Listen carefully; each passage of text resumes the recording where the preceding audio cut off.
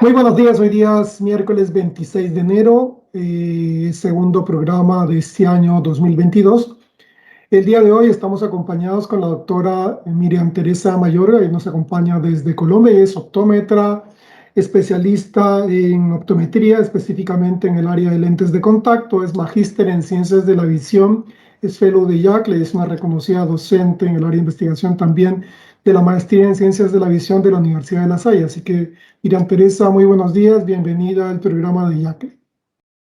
Guillermo, muy buenos días. Muchas gracias por tu invitación y espero llenar expectativas respecto a este tema tan interesante, tan apasionante como es la investigación, específicamente en el área de lentes de contacto. Definitivamente al día de hoy yo creo que la evidencia es lo que manda, ya no se puede hacer educación básicamente repetitiva, sino tenemos que ir basados en evidencia, específicamente en esa área tan grande que es del conocimiento, es que es lo que aún no conocemos, no sabemos o no tenemos una replicación de lo que hay a nivel global, ¿no? Porque existe mucha información a nivel global, pero digamos que a nivel regional o a nivel local todavía nos falta mucho por hacer. Tenemos un gran trabajo y una gran responsabilidad. Entonces, el día de hoy lo que vamos a hacer es conversar, aprovechando la experiencia de la doctora Miriam Teresa Mayorga respecto a investigación. Quería comentarles que dentro de la plataforma para miembros de IACLE hay un espacio específico que se llama Actualización en Investigación, que es un espacio que le permite a los miembros todos los meses tener la información más relevante, y esto permite que ustedes tengan no solamente la descarga de los abstracts, que a veces por lo menos nos da una idea o un esbozo de qué se trata la investigación, sino también nos permite descargar, perdón, los artículos, como decía Nilesh en la presentación de Research Update, que en ese vasto océano de información, pues tenemos una suerte de isla en esta plataforma que nos va a servir a todos de una guía importante de tener la información y la evidencia más reciente respecto a lo que estamos haciendo.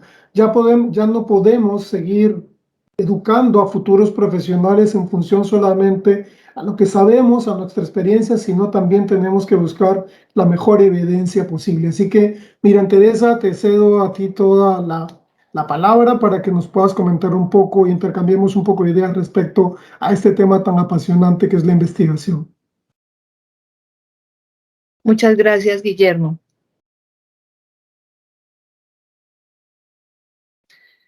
Bueno, pues cuando Guillermo me sugirió el tema, ¿qué podemos hacer con respecto a la investigación en contactología? Es muy difícil centrarse uno en un tópico específico porque podemos hacer mucho, como lo voy a exponer a lo largo de esta disertación.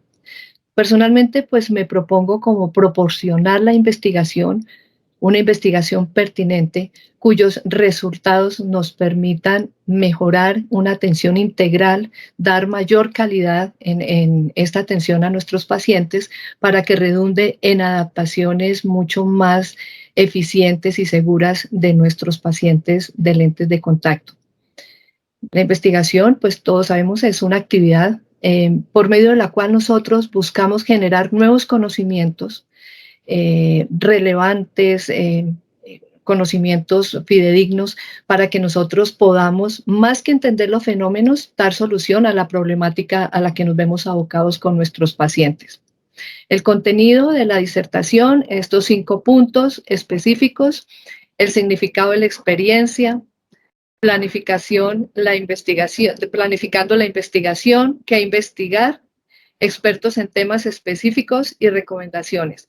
De antemano, Guillermo, no sé si se escuchan los aviones. Yo estoy en un sitio donde es muy cerca al aeropuerto y es posible que pues tengamos algo de interferencia por el lado de los aviones, pero pues les mando muchos saludos a todos los que nos Todas las que están desean escuchando. viajar con frecuencia.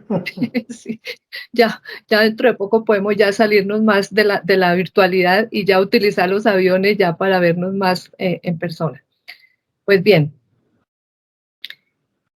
con respecto a la experiencia, al significado de la experiencia, todo lo vemos en la vida diaria. Si tenemos dos personas en un sitio, en un cuarto contiguo, y decimos que una persona mide unos 55 metros, la otra persona mide unos 85 metros, si nos indagan cuál es el género, es hombre o mujer, obviamente ante la ausencia de más información, pues nosotros muy seguramente apostamos a decir que la persona A es mujer, la que es más bajita, la persona B es hombre. ¿Por qué? Porque ante esa falta de información adicional, pues estamos muy dados a hacer como conclusiones de la realidad cotidiana y por eso sacamos este tipo de información. Las observaciones de la vida cotidiana, fíjense que toda nuestra vida cotidiana se basa en observaciones y nosotros esas observaciones las volvemos conclusiones. ¿Por qué? Porque tenemos la experiencia en ese determinado tema. Todos sabemos cuánto gastamos en promedio de nuestro hogar, de nuestra casa al trabajo. ¿Por qué? Si es el lunes, si es el martes, si es el miércoles, porque uno va observando y se va dando cuenta de las diferencias que hay entre los días, entre la hora, y yo digo, bueno, por la mañana me tomo una hora de mi casa al trabajo.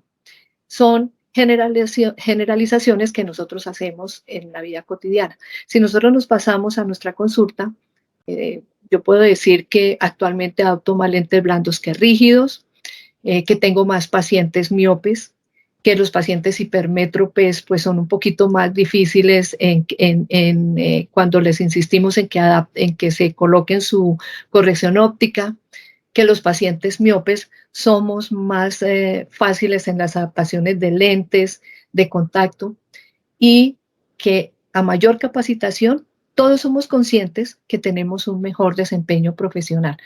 Todo esto llegamos a la conclusión basados pues en nuestra experiencia. Hay un autor, el doctor Derek Rountree, en un libro muy sencillo, pero muy completo, donde nos expone que los seres humanos ganamos en sabiduría y en control de nuestro medio ambiente en la medida en que le damos significado a nuestra experiencia. Y esto lo traigo a colación porque a veces esto como que lo pasamos desapercibido, como que estas observaciones no somos conscientes y la misma naturaleza y la cotidianidad nos están dando como alertas que a veces no les ponemos el suficiente cuidado. Entonces tenemos que ser sabios en la medida en que le demos este significado a nuestra experiencia. Y esa experiencia, repito, está basada en la observación.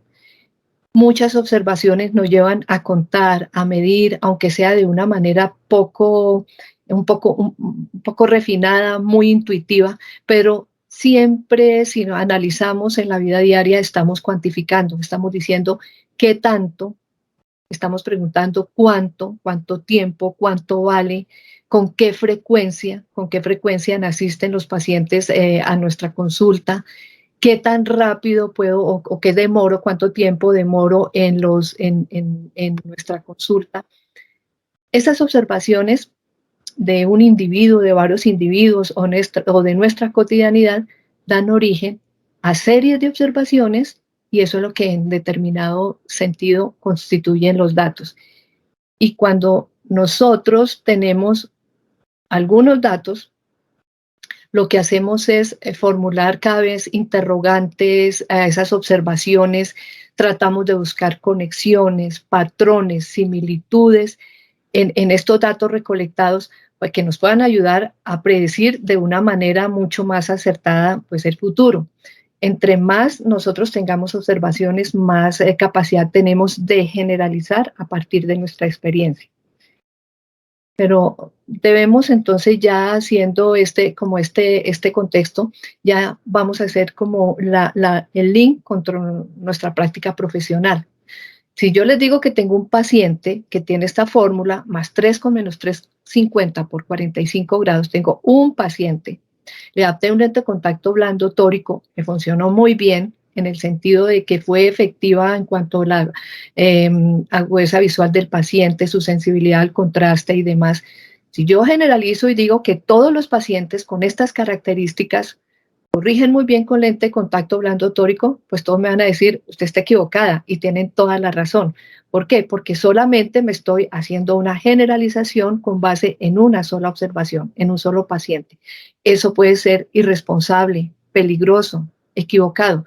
Yo necesito muchas más observaciones, mucha más experiencia para tener mayor posibilidad de predecir.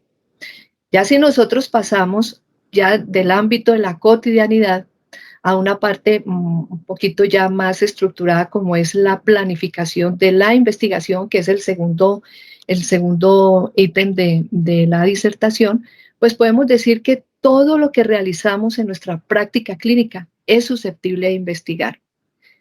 Pero si todo es susceptible de investigar, debemos hacerlo bien, por sencillas que sean las investigaciones. Entonces, vamos a hablar de un método, de una metodología, en el entendido de que los nuevos conocimientos, para que pues, tengamos nuevos conocimientos, debemos basarnos, como dije al principio, en la observación.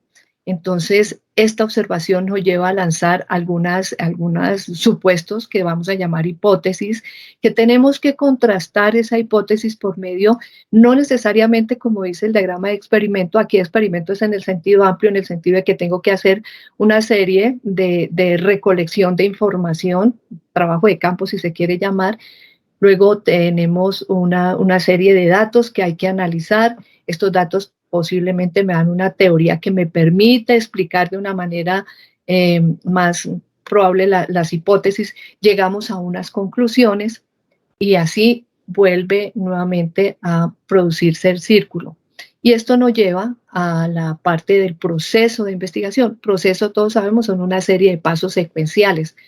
El proceso básicamente tiene unas preguntas.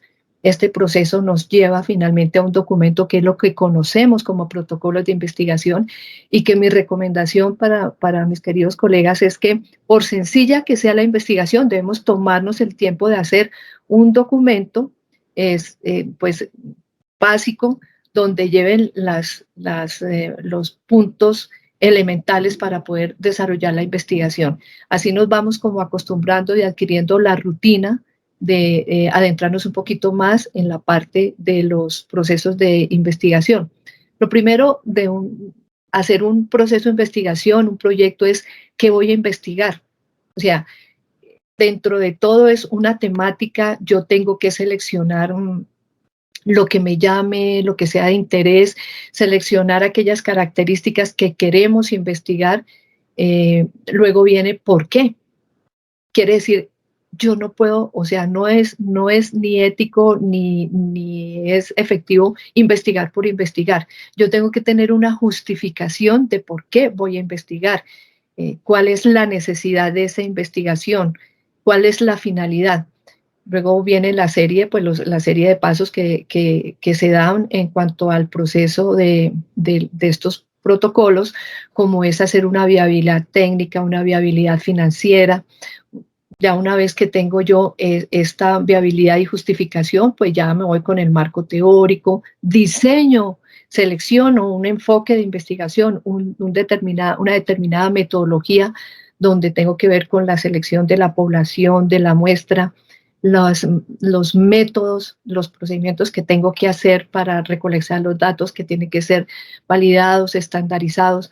Recojo la información, hago mi base de datos, analizamos, y aquí ya no voy en singular, vamos en plural, porque normalmente la investigación se hace en equipos multidisciplinarios, donde pues hay gente experta en cada uno de los diferentes pasos. Se hace el análisis de la información, se concluye, y ustedes ven que aquí esto es circular. Esto vuelve y me genera nuevas problemáticas, y vuelvo a iniciar con este otro proceso de otra investigación como tal.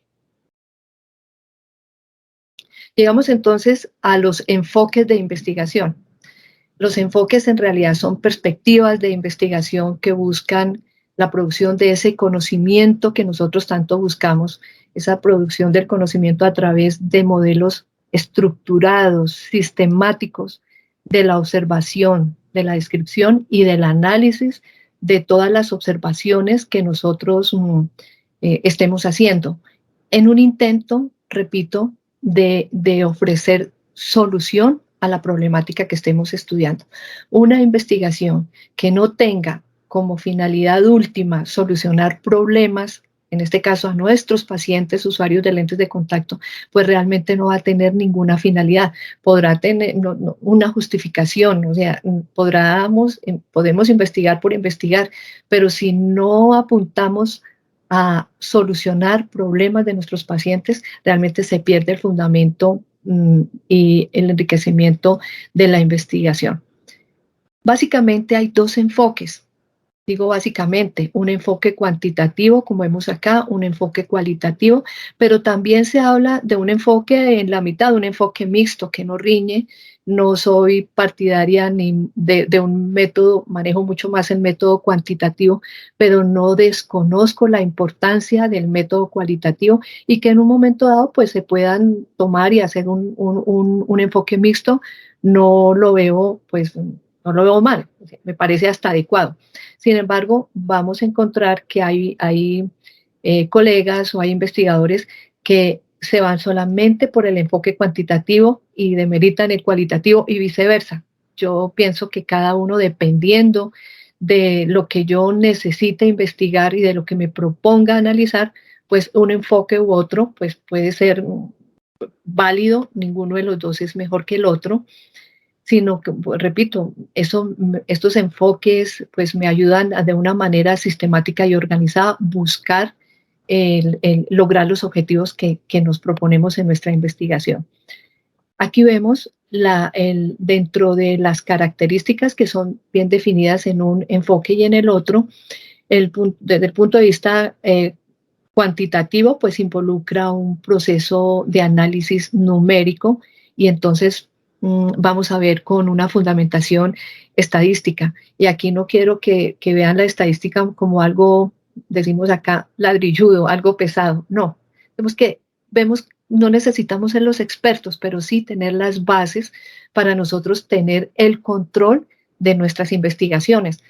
En todos los equipos multidisciplinarios hay un bioestadístico donde nos va a analizar los datos, pero nosotros tenemos que tener las bases sin llegar a ser expertos. Pues si lo somos, pues perfecto, pero sí necesitamos tener las bases de esa exploración numérica de los datos.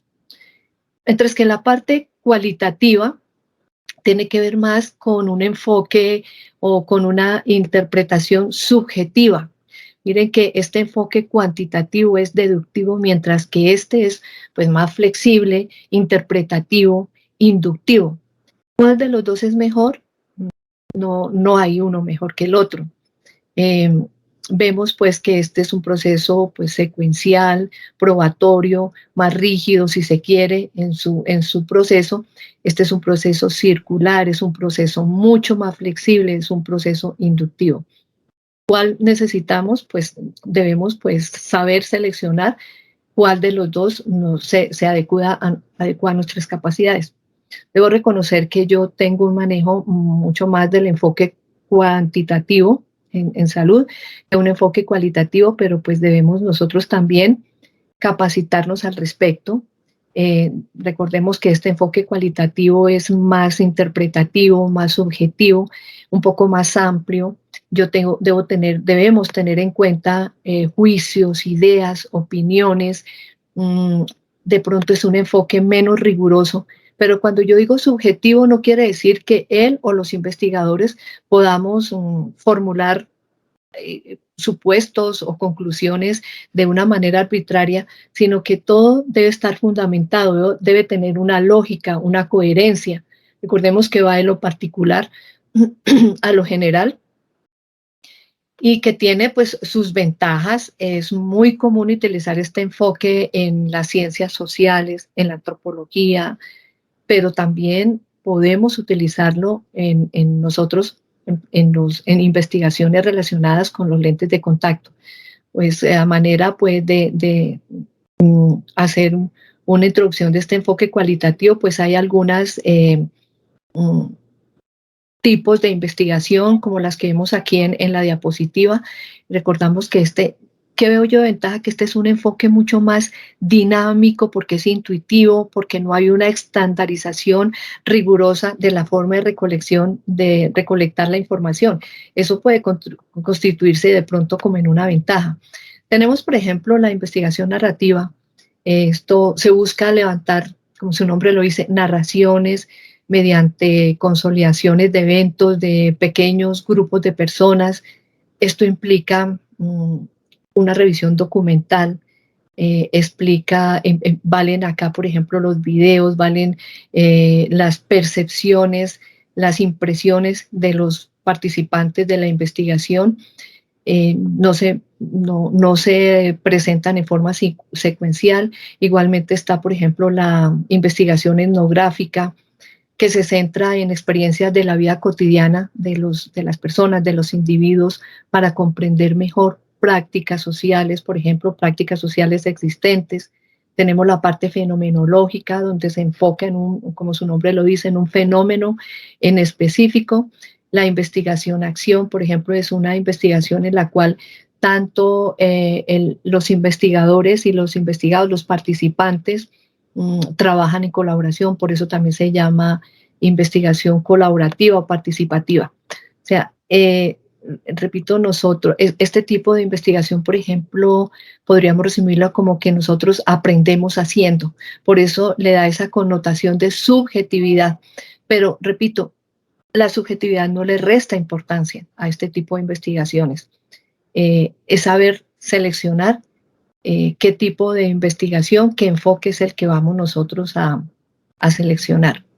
Si ya hablamos de estos enfoques, un enfoque cuantitativo, pues vemos que es un enfoque continuo, riguroso, objetivo, serían estas sus características principales. Se usa la recolección de datos para probar hipótesis, estas suposiciones que nosotros nos proponemos investigar, se basa en que es un proceso, a diferencia del anterior que era inductivo, es un proceso deductivo y tenemos necesariamente que hacer una interpretación numérica de los datos. Repito, tenemos que utilizar la parte estadística pues, a lo largo de esta investigación. No necesariamente el análisis estadístico tiene que ser el superanálisis complejo, porque repito, para eso existen nuestros estadísticos o bioestadísticos, pero sí debemos entender la parte básica de la estadística para poder analizar nuestros resultados.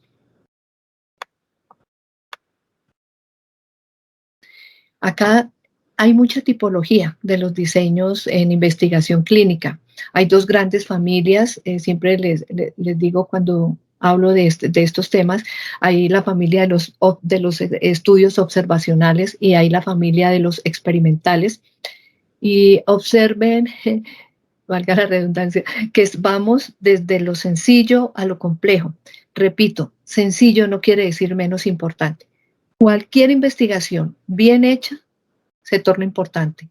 Los resultados van a ser válidos desde que se haga como se tiene que hacer.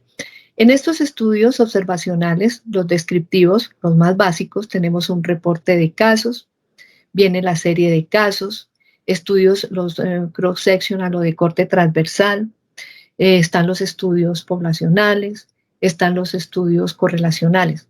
Luego, algo más elaborado tenemos ya, o sea, descriptivo, como su nombre lo dice, describir cómo se presenta o cómo es determinada característica en una población. Describir cómo se comporta un determinado lente de contacto en cuanto a la agudeza visual, en cuanto a la edema corneal. Observen que yo seleccioné una variable es toda las características que varían, valga la redundancia. Entonces, yo describo, su nombre lo dice, mientras que cuando yo analizo, cuando ya me vuelvo analítico, entonces yo ya tengo que tener un procedimiento más riguroso. Vienen los estudios de casos y controles, los estudios de cohortes, los de pruebas diagnósticas, las revisiones sistemáticas y pienso que ahí caben los metaanálisis. Pero si ya quiero algo mucho más complejo, pues ya están los estudios experimentales, como son los ensayos clínicos, controlados, no controlados, aleatorizados y demás. Observen que hay como vamos de lo más sencillo a lo más complejo e insisto, sencillo, complejo, pero no en orden de importancia. Todos van a ser igualmente importantes. Es más, la recomendación es que empecemos por los básicos, por los diseños básicos para nosotros ir mejorando. También hay otra tipología que hemos tener en cuenta en estos estudios de la práctica clínica, donde tenemos estas, no sé, como dicotomías, como parejas, donde según la intervención tenemos observacionales experimentales, donde según la planificación de la toma de datos serán retrospectivos cuando ya los datos están tomados y nosotros arrancamos de esos datos para analizarlos. Prospectivo es cuando nosotros nos proponemos la toma de los datos una vez que empecemos la investigación. Transversal y longitudinal de acuerdo a las ocasiones, al número de veces que hago mis mediciones. Transversal es como una foto, hago una sola medición en mi investigación. Mientras que los longitudinales, que son de pronto también comunes, hacemos una línea base y luego una medición base y luego hacemos unas mediciones secuenciales a través del tiempo. Según la manera como nosotros analicemos, no tanto el número, sino el análisis de las variables será descriptivo, será analítico. Pero tenemos unas características que están acá y que los estudios en investigación deben ser exhaustivos. ¿Qué quiere decir? Que no habrá ningún estudio que no pueda clasificarse en alguna de estas dicotomías. Y excluyente significa que no habrá ningún estudio que pueda pertenecer a dos categorías de alguna de estas. Entonces, eso lo vamos entendiendo en la medida en que nosotros nos vayamos adentrando en la complejidad pues, de los estudios de investigación. Llegamos al punto. ¿Cuál vamos a elegir? ¿Qué enfoque vamos a elegir? ¿Qué tipo de investigación vamos a hacer? La selección es muy sencilla, es dependiendo de la finalidad de la investigación.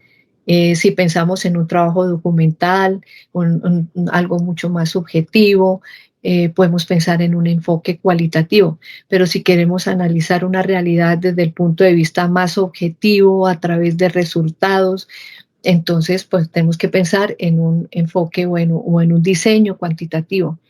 Ninguno de los dos es mejor, sino que depende pues de qué nosotros pensemos hacer y realizar a través de todas el proceso de investigación.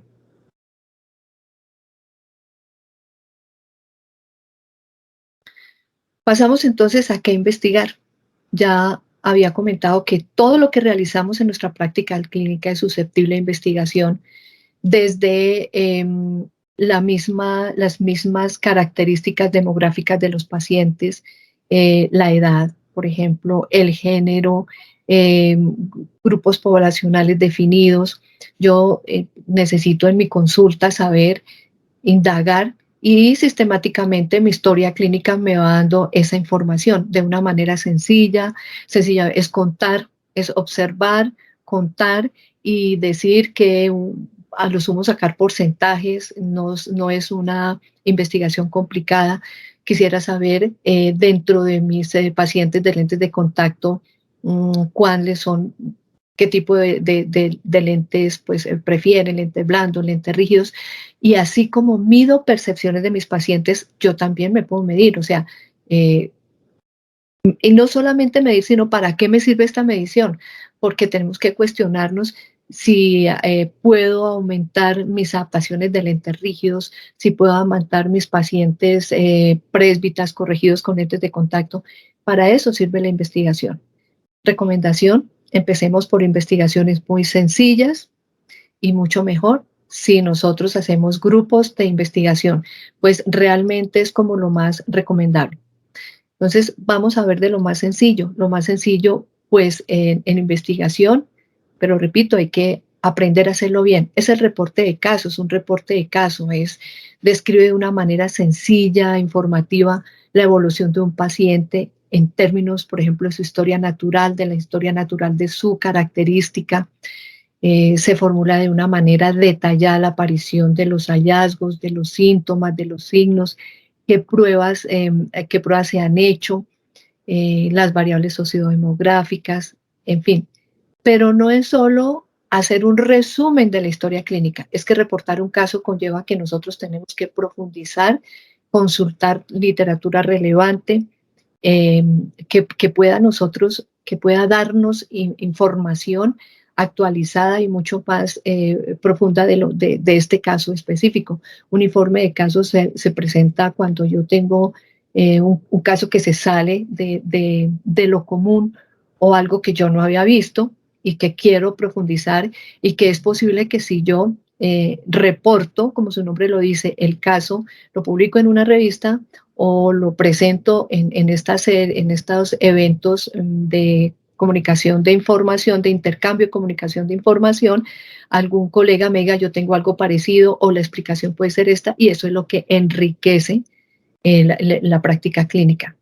Entonces, ese es el reporte de caso o de casos, cuando es uno o dos, pero cuando ya hay una serie de casos de pacientes con características comunes que yo los puedo agrupar eh, en un cuadro clínico, en una enfermedad, en algunas características, una modificación terapéutica, en algunas características específicas, pues ya lo que hago es formar una serie de casos, que es ya algo mucho más elaborado. Debo publicarlos, porque es un deber de nosotros como investigador publicar, pero no publicarlo de cualquier manera. Tan es así que existen guías como esta, el CarePoint, es la guía para reporte de casos. Nosotros lo podemos consultar en cualquier buscador, son gratis, hay varias guías. Y en ocasiones, cuando yo quiero hacer un reporte de serie de casos en unas revistas específicas, me dicen, siga esta guía. Y van a ver que no es solamente decir, es que tengo 15 casos de pacientes con queratoconos a los que adapté con este determinado lente, estos son el promedio de edad, tantos hombres, tantas mujeres, y estos son los resultados. No, ahí me dicen inclusive la parte de consentimiento informado de los pacientes. En muchas ocasiones, inclusive el reporte de casos, un caso, en lo posible yo debo pedir autorización, un consentimiento informado de mi paciente para poder publicarlo. Ya salvo características especiales de que el caso lleve de pronto mucho tiempo, que ya no sería como novedoso, pero sí en lo posible tenemos que ser muy éticos en esta presentación de la información, porque a fin de cuentas, si yo soy el paciente y yo me entero pues que mis datos clínicos, así sea que no digan mi nombre específicamente o explícitamente, pues uno sabe que son sus datos y eso forma parte de mi privacidad y yo necesito dar una autorización explícita para que sea publicado. Tenemos que este ejemplo, por ejemplo, de casos, de reporte de casos, todos consultamos muy frecuentemente esta revista de Cell Spectrum.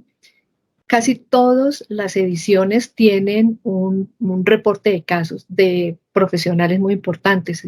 Pues no es tan reciente, 2017, lo extraje así como al azar del doctor Caroline, los doctores Caroline y André, y ellos de una manera muy sencilla dan a conocer estos casos, este reporte de casos. Acá nos enseñan cómo tener en cuenta la profundidad sagital, pues nos va de pronto a favorecer o vamos a tener mejores adaptaciones de lentes de contacto blandos, que en ocasiones decimos que no, de pronto no sería importante este parámetro, sería más para los rígidos, para los lentes esclerales.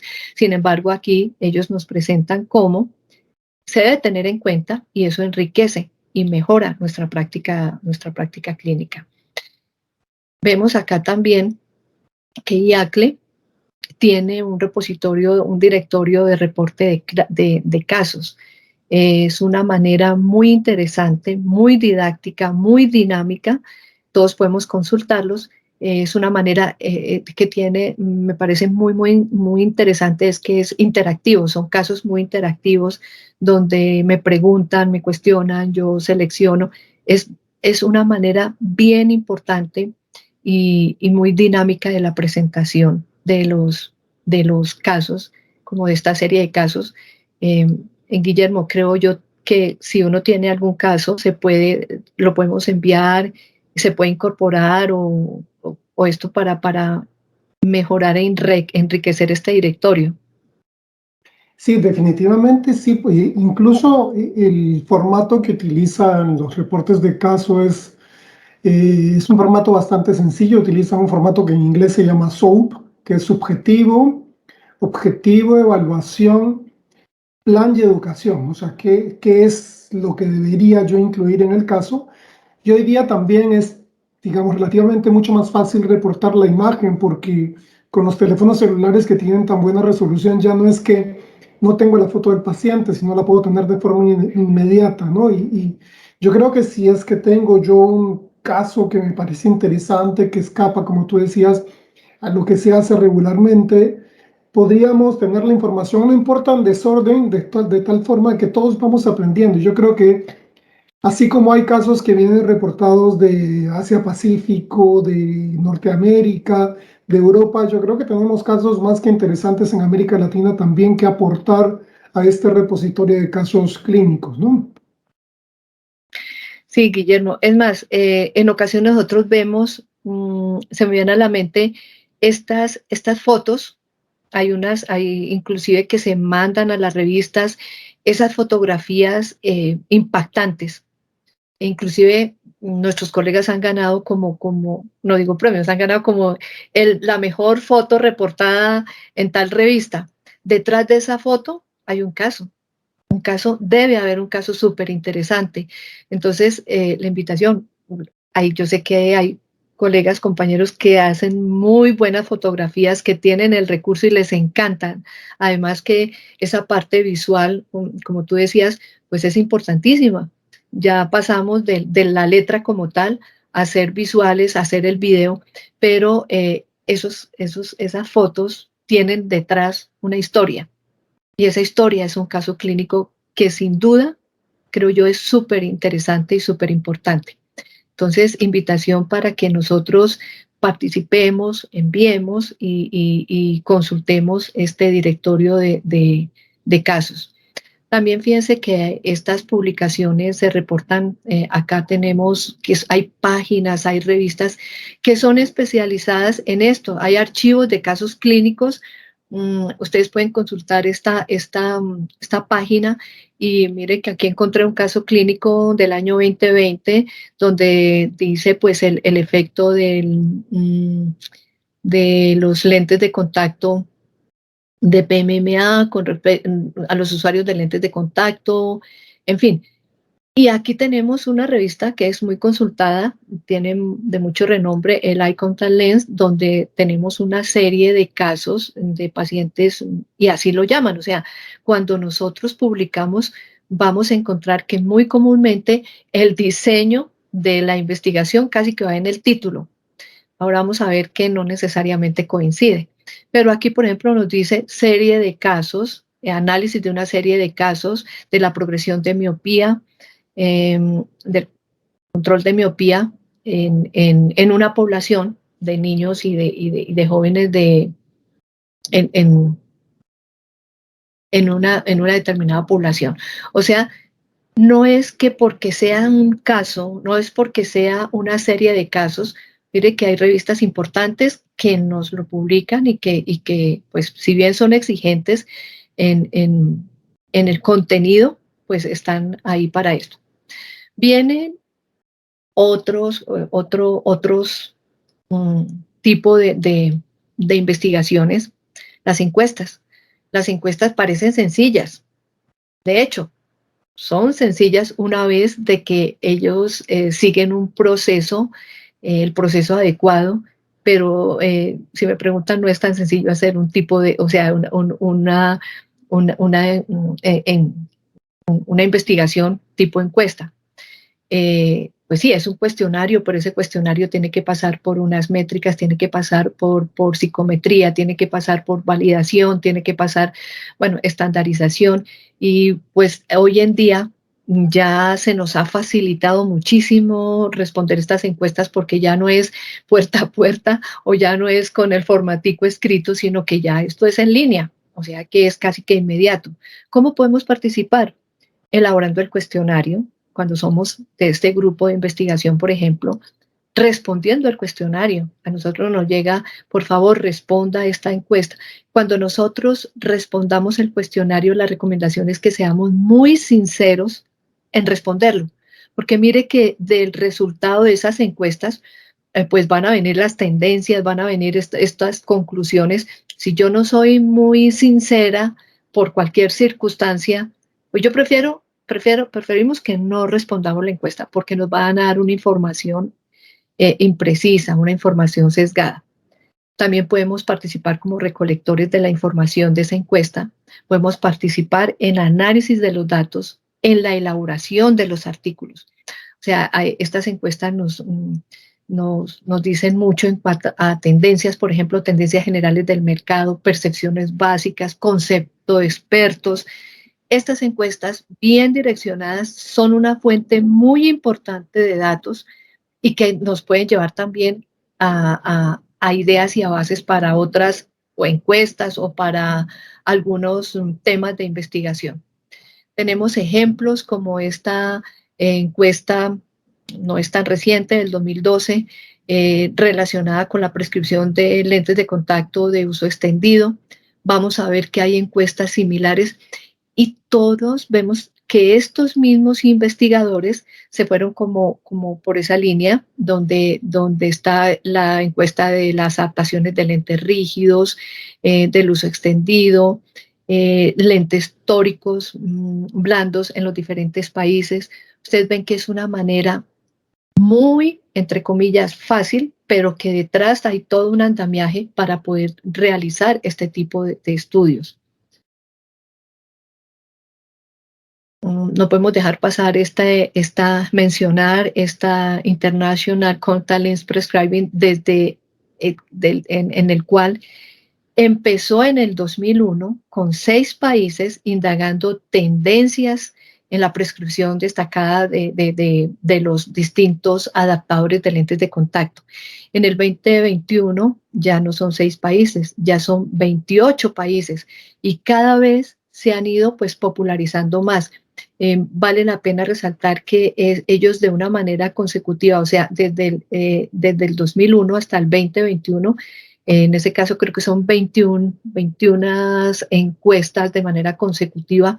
Eso ya de por sí es un logro y su intención básicamente es informarnos a nosotros, a los profesionales en contactología, en lentes de contacto, la parte relacionada con la industria, tipos de lentes de contacto, igual, así como a nosotros los profesionales, también para la industria esta información es valiosísima. Además, a nosotros nos interesa saber qué pasa a nivel de otros países. Nosotros aquí, Colombia está, por ejemplo, ahí uno se busca entre los 28 países. Queremos saber estas tendencias o estos porcentajes de adaptaciones, confrontarnos con otros países. Podemos también nosotros extraer esta información y hacer un grupo de América Latina, confrontarnos con Norteamérica, con Europa. Hay muchas cosas que podemos hacer con esta información que este grupo de investigadores, de una manera muy juiciosa y muy constante en el tiempo, eso me parece a mí valiosísimo de resaltar, es que llevan 21 años consecutivos haciendo esta parte la parte de investigación. Acá tenemos otro tipo de encuesta y es relacionado con las amenazas y las oportunidades de la descripción de lentes de contacto.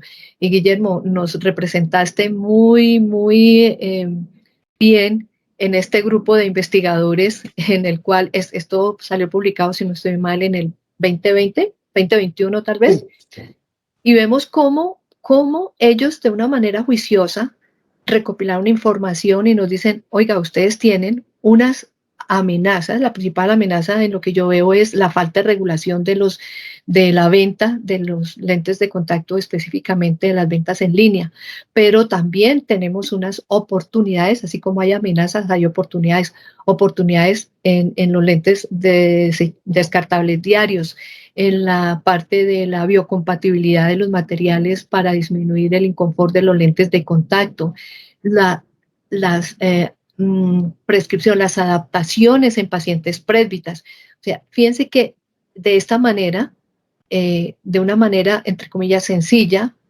para nosotros, porque ya nos llega el producto final, podemos ver que aquí salen nuevas investigaciones, pero también podemos detectar estas amenazas a nivel global. Guillermo, tú podrías también ampliarnos un poquito de este.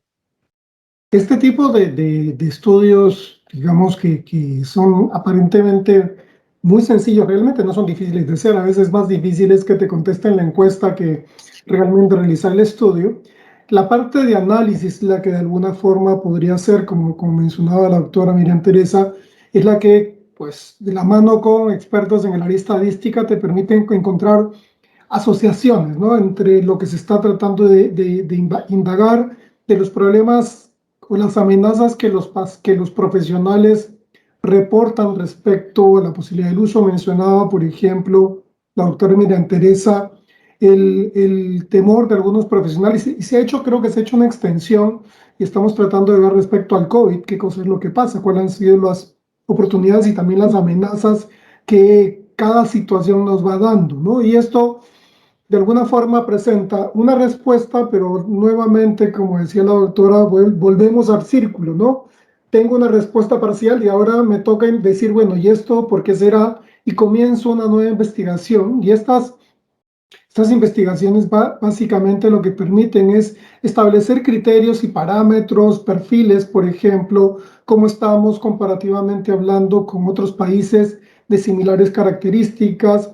Quizás no permiten una extrapolación y una generalización, como se decía al principio, pero nos comienza a dar una idea de entendimiento de cómo se comporta el mercado de lentes de contacto, cómo está la educación en determinados países, que a la larga, pues definitivamente la principal contribución es a mejorar y aprovechar esas oportunidades y fortalecer las amenazas, ¿no? Donde yo te encuentro debilidad, pues ahí tengo oportunidad para fortalecer.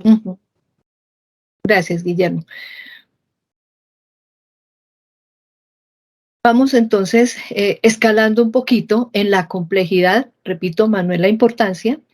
Están los estudios analíticos, ya necesitamos un poquito más de experticia, y finalmente en los ensayos clínicos, que ya estos ensayos clínicos ya es mandatorio que tengamos un bagaje mucho más profundo en los aspectos de investigación. Pero se pueden hacer y tenemos que hacerlo. Debemos mencionar también que existe una evaluación, una jerarquía de evidencia científica, porque, repito, todo lo que nosotros investiguemos tenemos que publicarlo, porque si no, de qué otra manera podemos dar a conocer resultados y de qué otra manera esos resultados se pueden incorporar en nuestra práctica clínica si no es publicando en revistas, en congresos, en este tipo de eventos masivos. Este tipo de jerarquía de evidencia científica, ustedes siempre pues, lo habrán visto, es una pirámide donde digamos, el análisis de esta evidencia científica pues es muy importante para nosotros verificar el peso de los resultados de las investigaciones. Vemos acá que el riesgo de sesgos es mucho más hacia la parte básica, aquí a la parte inferior de la pirámide, menos sesgos hacia la parte superior. La calidad de la evidencia científica pues es mayor a medida que nos vamos subiendo en la pico de la pirámide y mucho menor en la parte de abajo. mucho menor en la calidad de los resultados.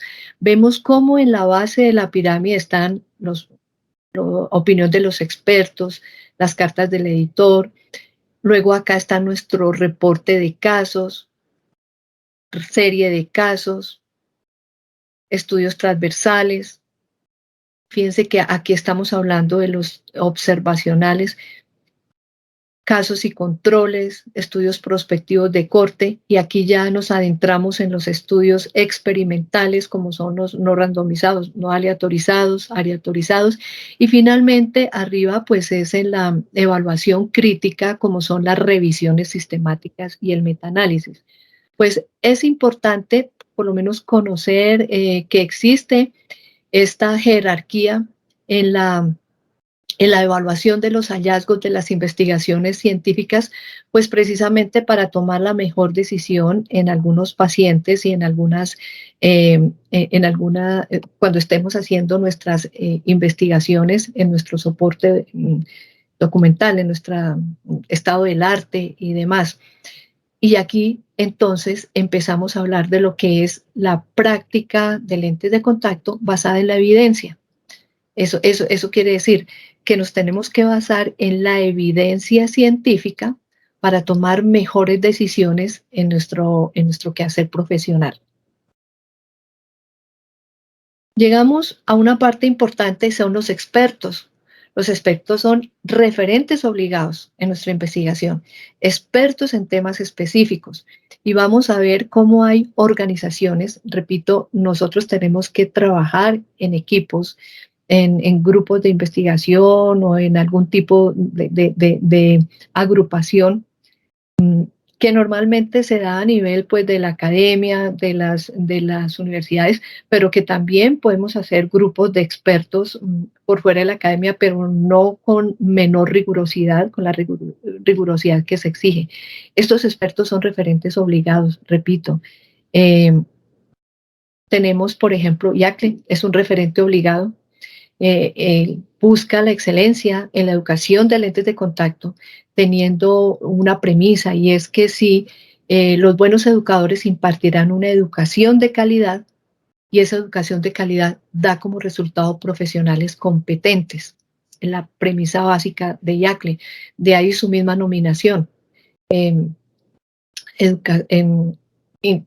Asociación Internacional de Educadores en Lentes de Contacto. Todos vemos que ella como organización desarrolla, distribuye recursos de una manera generosa, gratuita. Nosotros podemos acceder a estos recursos. Lleva esto que estamos haciendo ahora, que es transmitir una información importante a través de estas plataformas, o cuando se pueden congresos presenciales, o a través de su misma página. Es importante porque estos recursos nos van favoreciendo el mejoramiento de nuestras competencias. Tenemos algo muy importante como es el curso de lentes de contacto, el programa de educación de aprendizaje a distancia, hay becas, el informe de casos interactivos que veíamos anteriormente, hay conferencias, está el programa, el TLC importantísimo, hay un congreso mundial que de una manera más o menos periódica y en la medida en que se pueda se realiza, es a nivel mundial, donde hay conferencias interesantísimas desde la misma actualización en temas relacionados con lentes de contacto, pero se le da un énfasis y un enfoque muy, muy importante a la parte de la capacitación de los docentes, al mejoramiento de nuestras competencias educativas, la parte de evaluación, o sea, todo ese compendio de cosas que van a permitir un mejoramiento en la educación de los lentes de contacto. Si nosotros somos mejores educadores, nuestros estudiantes van a salir mejor formados, son profesionales que van a realizar unas adaptaciones mucho más efectivas y seguras de lentes de contacto. Y ACLE también contribuye, fíjense, a la parte de crecimiento del mercado de lentes de contacto, que también es bien importante, todos sabemos, en este tipo de investigaciones y en la misma educación. de los lentes de contacto, hay que involucrar a la industria. Otra organización de expertos es el CLEAR, de su nombre en inglés, The Contact Lens Evidence-Based Academy Reports, CLEAR. Mire, esta es una organización de expertos, hay más de 100 expertos multidisciplinarios que se centran en la recopilación y evaluación de la literatura académica en el campo de los lentes de contacto. Estos son los reportes. Estos reportes se consiguen gratis en la página del CLEAR. Estos reportes son recientes, del 2021. Y si me preguntan qué temas de investigación, aquí están todos contemplados.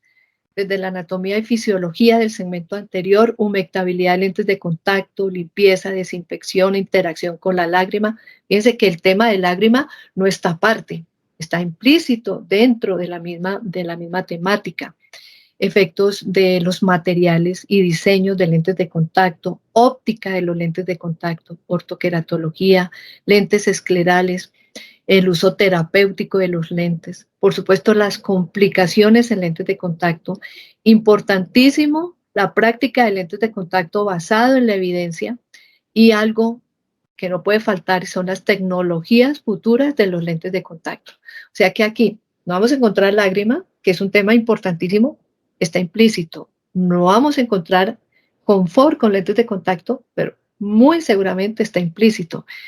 Y de pronto uno ve que no lo contemplan porque existe otra sociedad que es el Tear Ocular Surface Society, donde ellos son líderes en la educación a nivel de salud ocular, de superficie ocular, de lágrima, por supuesto, como parte de la superficie ocular. Todos conocemos los reportes importantísimos que el TIFO nos ha proporcionado. Todos los podemos bajar de su página. Está el International Dry Eye Workshop, el primero que fue en el 2007, el segundo que fue en el 2017, pero también tenemos, miren, ellos trabajaron muy concienzudamente la parte del inconfort en lentes de contacto y sacaron un reporte muy completo en el año 2013. O sea que otro grupo de expertos que cuando nosotros queramos hacer investigación, vuelvo y repito, los temas están todos contemplados en estos reportes, más otros que de pronto se puedan salir de estos completos temas, temarios, pero es información obligada, ellos tienen que ser referentes obligados cuando nosotros tenemos que organizar nuestras investigaciones. Otro grupo de expertos importantísimos es el IMI, es el Instituto Internacional de Miopía, de sus siglas en inglés. Es un grupo de expertos, ellos fíjense que se reunieron, como dice la diapositiva, para discutir, debatir y poner a disposición de nosotros las últimas recomendaciones de las clasificaciones, manejo de paciente, investigación relacionado con la miopía, la progresión de la miopía, la ceguera asociada al aumento de la miopía. En esta página vamos a encontrar artículos completos porque ellos todo lo que relacionado y que consideren importante están allí en su página, pero también hay literatura blanca, o sea, no literatura gris, blanca, ya no tan formal, pero sí muy ilustrativa y muy informativa. Son gratuitos, generalmente lo encontramos en español, aunque cuando sí está en inglés, pues es un inglés muy técnico. La misión de ellos es difundirlo a todo el mundo para que se beneficien, nos beneficiemos nosotros como profesionales, pero también la parte pues, de las políticas gubernamentales, los educadores, nuestros pacientes y el público en general. Es realmente una página muy, muy, muy, muy importante, muy científica de esto. Entonces, ¿qué podemos hacer? Volvemos a la pregunta inicial. Pues podemos hacer, como les decía yo al principio, mucho. Lo primero que tenemos que saber es que una investigación planificada y organizada es la que nos va a garantizar la confiabilidad de los datos.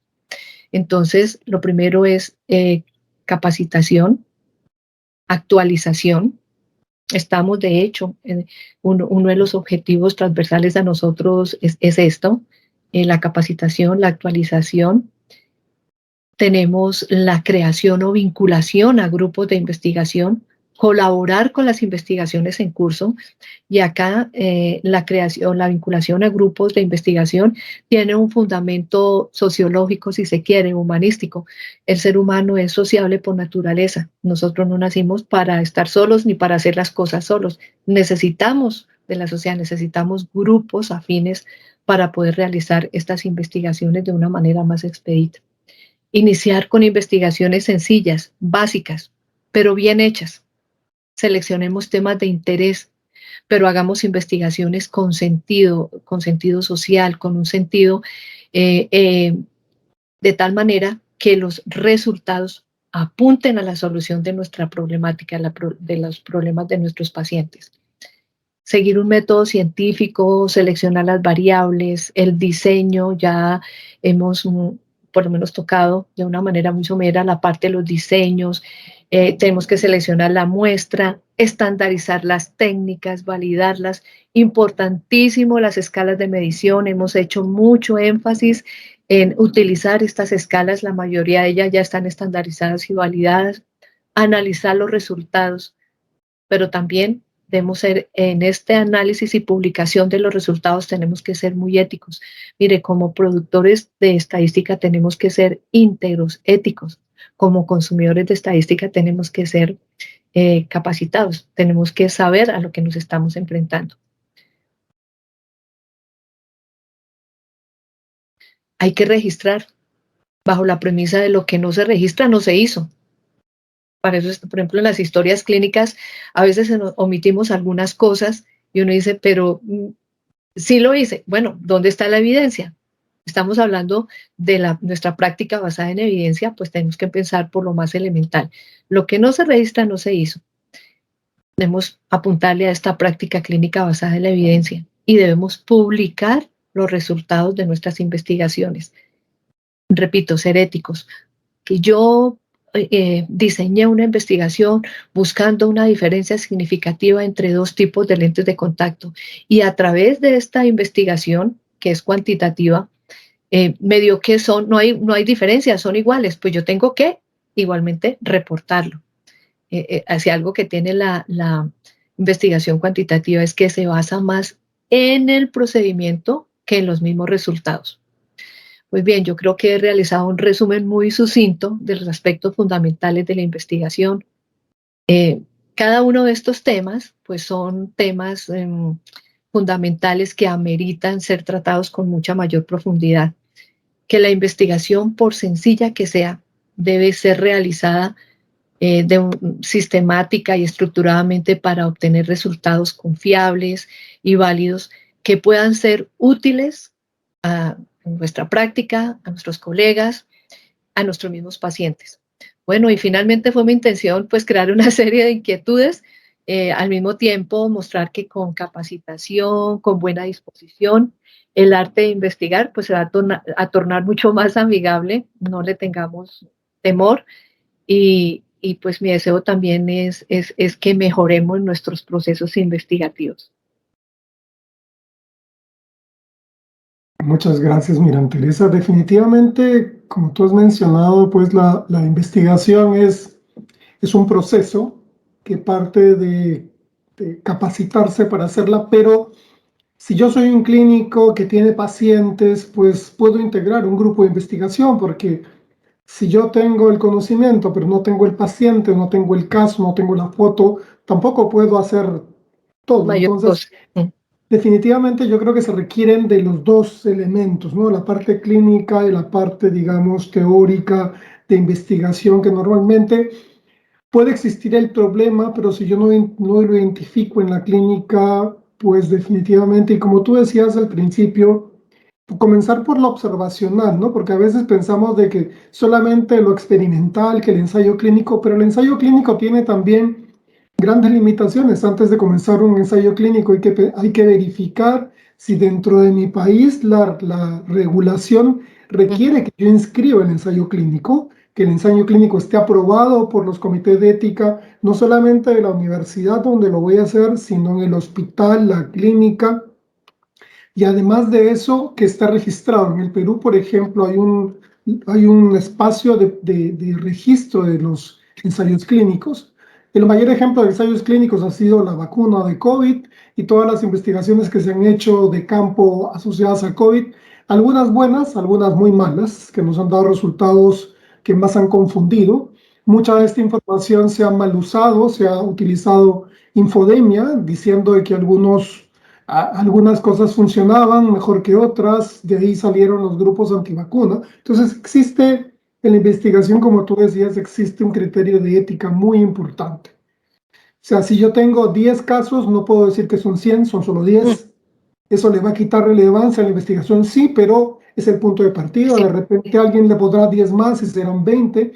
Entonces todo eso involucra pues un criterio muy serio Ujú. en el momento de investigar. No es difícil si no requiere, como tú decías, una sistematización, un orden, el buscar pues aliarse con los que estén mejor en ciertas áreas, buscar que los expertos en estadística, porque nosotros no hemos sido formados de inicio en esa área, nos ayuden, sí, con los objetivos que tenemos planteados para tratar de ver si yo quiero encontrar una relación causal, si quiero encontrar solo una asociación, si la hipótesis se cumple, la alterna o la nula, que son criterios teóricos, pero que a la larga solo la estadística me va a decir si realmente tienen ese valor que yo pretendía demostrar al principio, ¿no? Tú decías criterios básicos de investigación, el qué quiero investigar, por qué quiero investigar, cómo lo voy a hacer, cuál es mi grupo objetivo, cuáles son mi población de riesgo, mi población de interés,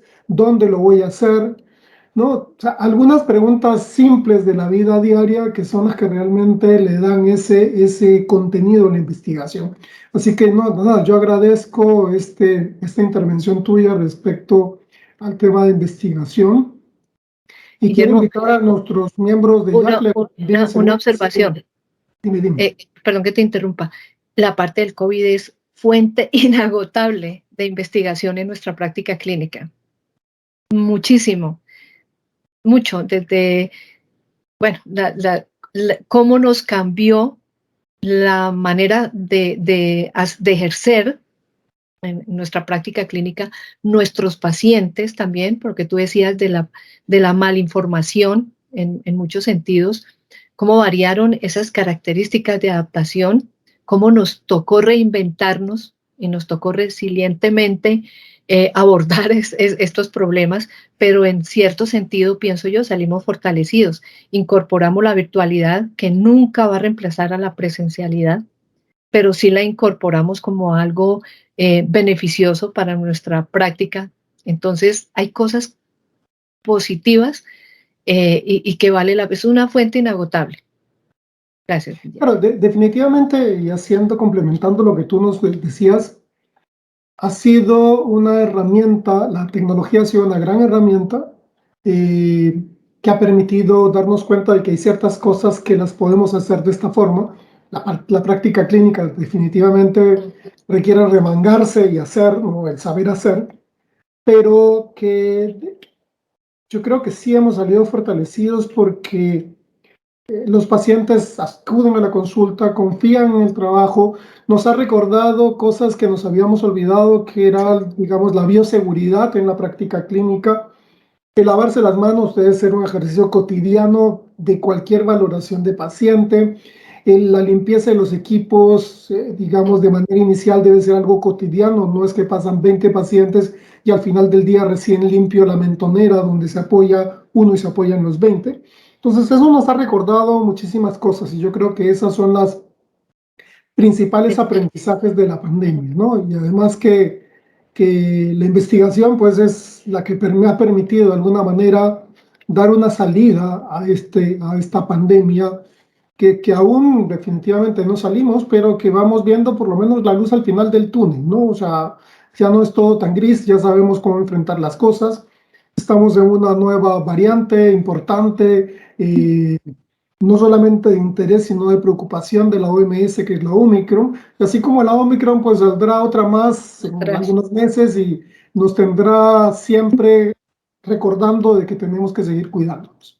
Así que nada, yo quiero agradecer, Miriente, por habernos ilustrado el día de hoy en esta mañana respecto al tema de investigación y los micrófonos para tus palabras finales. No, muchísimas gracias y como les comentaba, eh, invitarlos a que nos capacitemos, a que hagamos investigaciones muy sencillas, pero que iniciemos investigando temas sencillos pero bien hechos, bien elaborados, eso es válido. Unirnos en grupos de investigación, estar atentos a todo lo que salga de los grupos de expertos, a los informes, eso es bien importante. Y bueno, hasta una próxima oportunidad. Gracias, Guillermo, por tu invitación.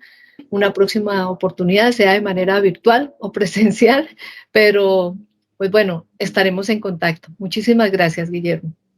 No, miren, muchísimas gracias. Este ha sido el programa de hoy. Nos escuchamos la próxima semana en otro programa de Ya. Chao. Hasta luego.